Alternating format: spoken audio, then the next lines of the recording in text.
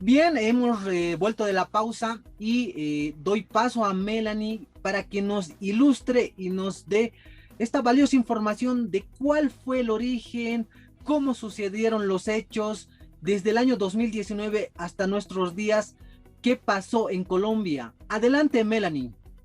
Desde hace al menos algunas semanas, Colombia atraviesa una crisis política y social que incluye movilizaciones, represión por parte de las fuerzas de seguridad y muertes.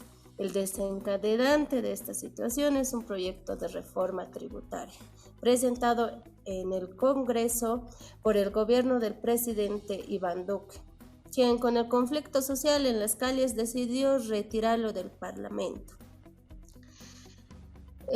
Un proyecto en Congreso. El 15 de abril, el gobierno colombiano envió al Congreso un proyecto de reforma tributaria, bautizado como la Ley de Solidaridad Sostenible.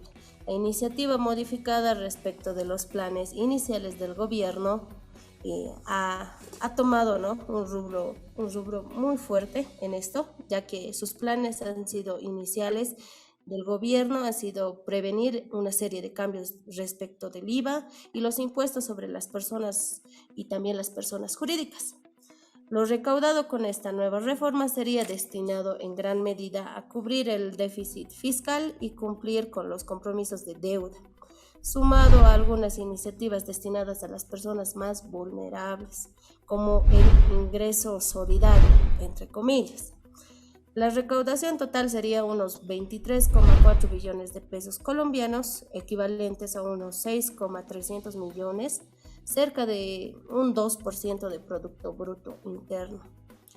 Paros, movilizaciones y represiones. Es un tema igual, algo clave que vamos a tocar, ya que sindicatos y organizaciones sociales, entre otros actores, convocaron un paro nacional para el 28 de abril, último en oposición a la reforma planteada por el gobierno de Duque. El foco de las críticas parte de cómo esta reforma afectaría a la clase media colombiana. La propuesta era elevada del 39% al 43%. El porcentaje de productos que pagan de IVA, además, creaba una renta sobre las personas que sería abonada por trabajadores con salarios superiores a los 2,4 millones de pesos colombianos, que serían unos $700 al mes. El paro con movilizaciones del miércoles 28 de abril superó las expectativas y las protestas continuaron en los días siguientes. También hubo el 3 de mayo organizaciones donde hubo denuncias de 26 personas muertas, de 761 detenciones arbitrarias. También hubo víctimas de violación, alrededor de 9 víctimas que han sido denuncias a la policía. Y bueno, el retiro y revisión del proyecto. Esto ha sido muy clave, ya que el domingo último, en medio de las protestas, Duque, que ejerce la presidencia de Colombia desde agosto del 2018, anunció el retiro del proyecto de la Ley Solidaridad Sostenible, que disparó una polémica enorme. De todas formas, el mandatario no clausuró de manera definitiva la iniciativa. Le solicitó al Congreso de la República el retiro del proyecto radicado por el Ministerio de Hacienda y transmitir de manera urgente un nuevo proyecto de fruto de los consensos y así evitar incertidumbres financieras.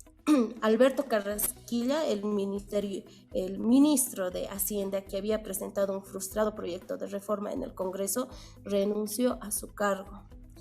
Y bueno, el contexto del país, que algo que nos fundamenta mucho como ciudadanos, sabemos que ha ocurrido en lugares del mundo lo que es la pandemia, que ha afectado económicamente a Colombia.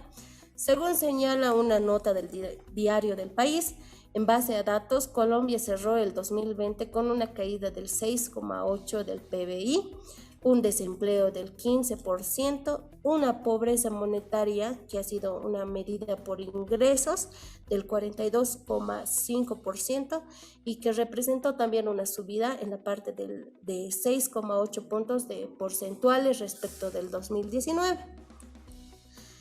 Y bueno, cerrando esto, ¿no? Las crisis estructurales de la justicia y la inequidad que se vive en Colombia, más la crisis de la pobreza de los últimos años que ha sido, ¿no?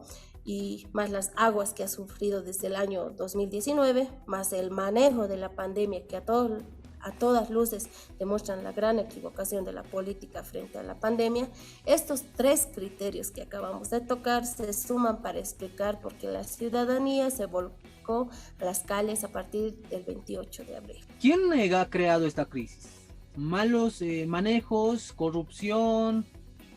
Por ahí me hablan algo de la señora Zapata, algo de las barcazas chinas, obviamente en nuestro país. Seguramente en Colombia hay otros temas de corrupción o en Chile, pero entonces hay que ponerle más entusiasmo, por decir en una forma más muy categórica, muy diplomática, por no decir otra palabra, ¿no? Pero hay que tener mucho ojo con este tema. Vamos a ir a una pausa y vamos a estar analizando bajo estas dos visiones la historia que nos dio Milenka de los conflictos a lo largo de desde casi su fundación de Colombia hasta nuestros días y el conflicto específico desde el 2019 hasta nuestros días también. Permítanme hacer una pequeñísima pausa y enseguida retornamos. Bueno, hemos vuelto. Sí, vamos a seguir analizando. Ahora vamos a ver cuál es la opinión. Seguramente usted en su casa debe tener una opinión a lo largo de la información que les hemos dado.